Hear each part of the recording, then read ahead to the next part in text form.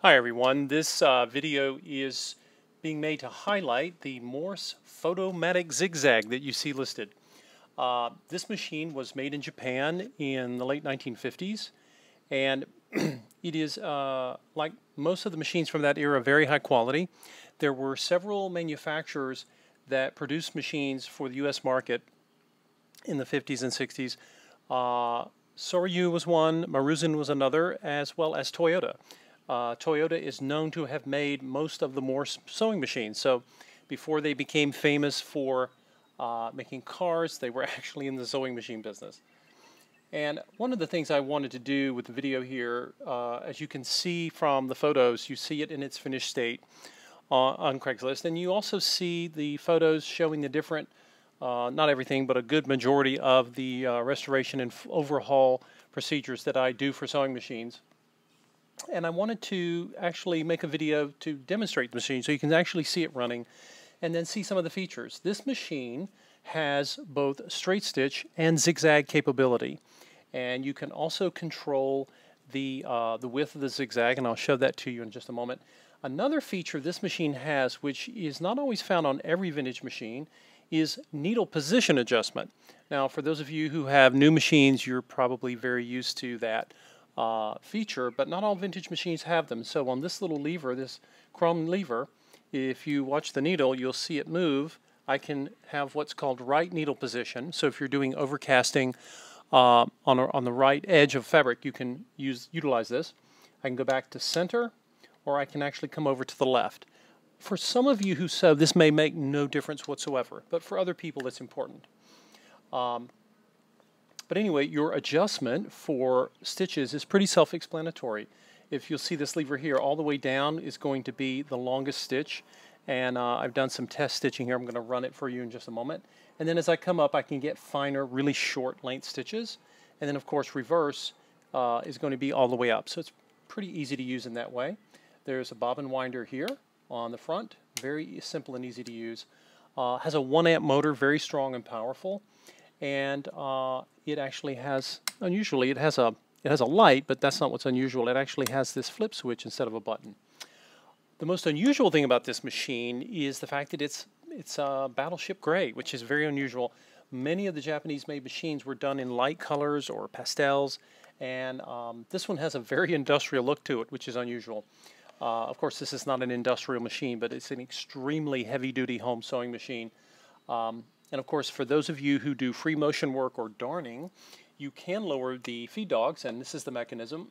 With every one of my machines, I go through and make sure if they have feed dog lowering capability, that I go through and I actually make sure that that function works. A lot of old machines, that part of the machine is either stiff or not working because they were seldom used.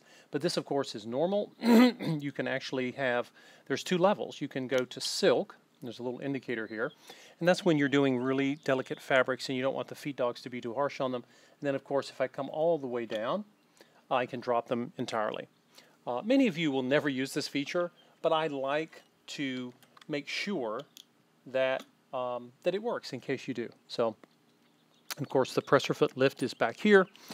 This particular machine is going to come with 3 vintage metal bobbins. You can get any of these bobbins, though, in most sewing stores. They're the Class 15 bobbin. They hold more thread than any of the other bobbin styles. And it comes with a zigzag foot. It also, I'm including a straight foot as well, straight stitch foot. Again, this is mainly when you're going to be sewing delicate fabrics. There is a zipper foot, a rolled hem foot, and there's an adjustable seam foot here that's built on a slider. And there is a walking foot attachment that is compatible. And then, of course, a roller foot. And I find that people who sew a lot of upholstery fabrics tend to have success with roller feet. The main point to mention on the specification here is that this takes low shank feet. So you can find low shank feet in most sewing stores, and they are compatible. This machine, like 99% of all home sewing machines, takes what are called 15x1 or home sewing needles. Within that category, of course, you have many needle tip types. You can get leather tips and denim tips and ball points. and many other types. But all of them use the same standard size. And again, you can find these in any home sewing shop. I have installed a new needle in the machine, and this is my favorite brand, Oregon, and this is a size 16 needle. And I like to use that size for demonstration purposes. It will take much smaller needles and actually go all the way up to size 18. So anyway, I'm going to do a little demonstration for you so you can see how it sews. And I'm going to start where I always start, which is straight stitching, and I'm going to do the longest stitch.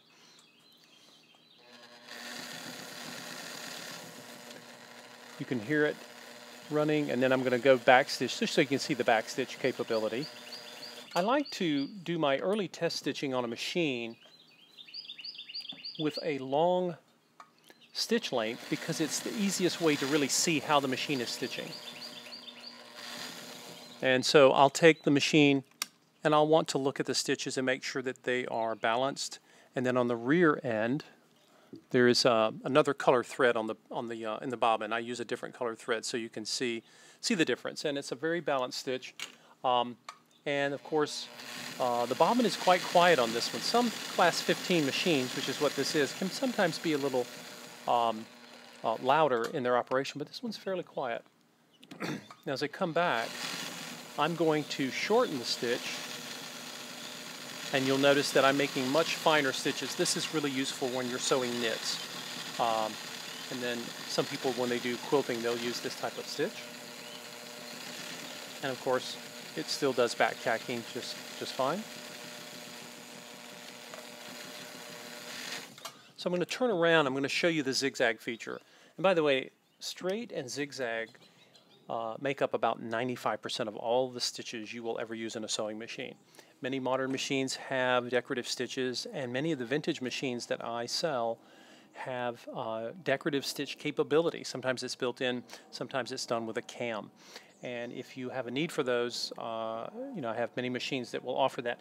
But for most sewing, you really don't use them on a regular basis. So I'm going to make adjustments. I'm going to leave my needle position in the center. And over here, you'll note that this is the stitch width adjustment. And it's kind of cool. It's got this big M on it on the label. This is the knob that you're going to use.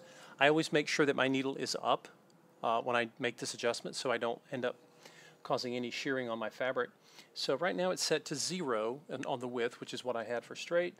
And you'll notice I can come over here and I'll come to 2. And there's a neat little dial that actually shows me a sort of a graphic image of how wide how that stitch will look, which is kind of fun. You don't really need it, but it's kind of a neat feature. So I'm going to come over here to 2. I'm going to come right in the middle. And then you're going to see the machine do zigzag. And I have it on a medium width and a very long length. And so you can see this, but you can see the zigzag in that pattern. And of course, I have the capability of changing that, and I'll show you how we can alter that width and length. So obviously when you control the width and the length of the stitch, you're going to change the way it appears. So let's get a little finer here, and I'm going to come over all the way to 4. And again, there's a little indicator here. The camera may not pick up, but there's a little red indicator that tells you where you are. And now I have it on the widest setting, and then I have it on a fine setting. So let's see how that changes the look.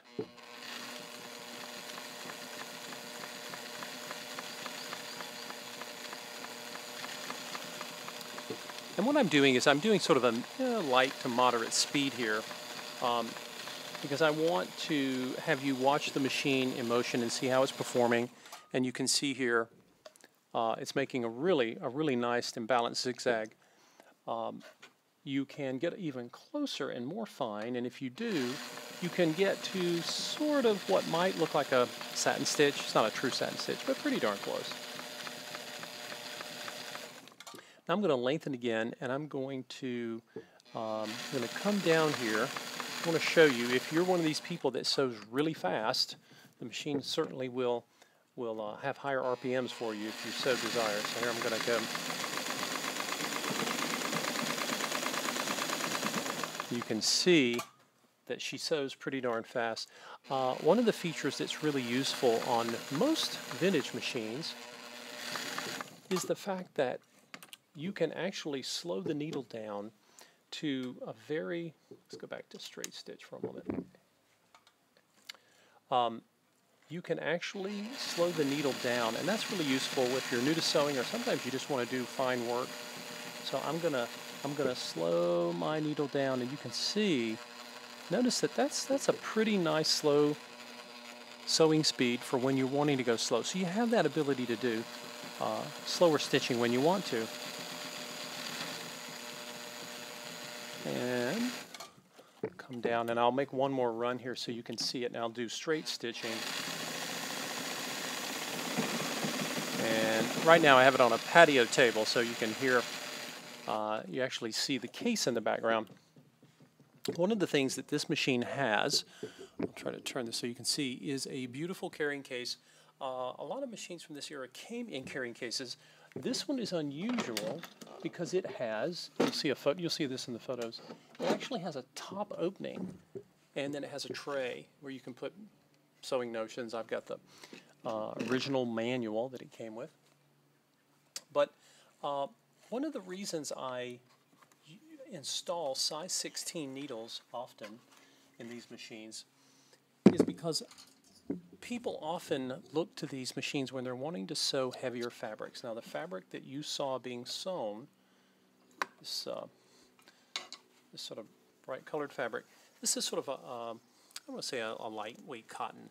And right now I think I was sewing 1, 2, 3, or 4 layers.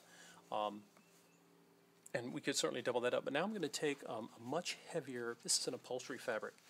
It's fairly thick, and I'm going to double it. And I'm going to show you, this is one of the things that people often go to vintage machines for. They want something that is, it's not an industrial, but it has a level of power and durability that you can't find in a new machine. And that's really important, particularly when you're sewing things like denim or canvas slip covers. So let's see how it does, and it cuts right through this fabric, no problem. Let's go back tack and pull her around. And this fabric is kind of has a lot of texture and undulation, so it looks as if, and I've got yellow thread, so that's really not going to show up on that fabric. But then of course I can get the stitches shorter. Now I'm going to come over, lift my needle, and watch it do zigzagging. And again, it's pretty amazing in that it doesn't seem to hesitate at all. It will go right through this with no problem.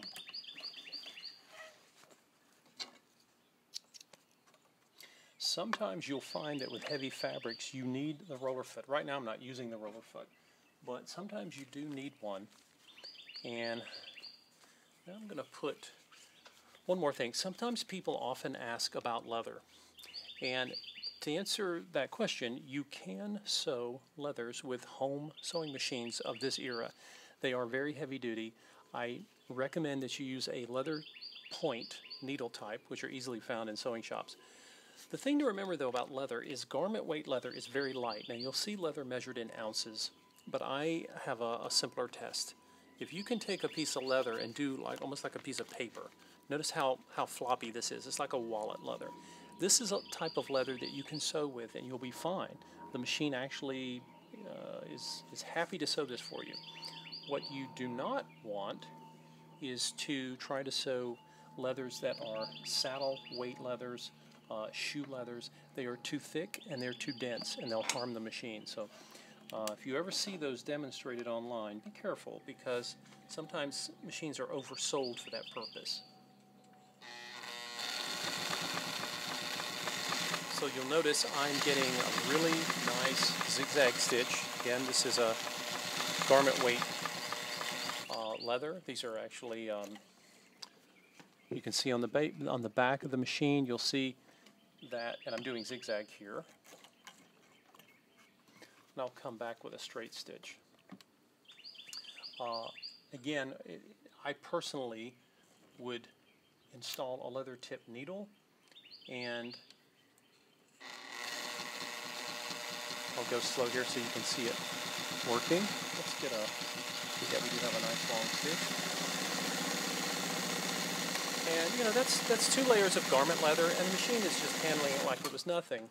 But again, this is something you can do, and I want to see if the film will pick this up. That's a pretty nice stitch for cutting through leather, and I'm not even using the leather needle, but that's still something you would want to do if you were going to do a project with this.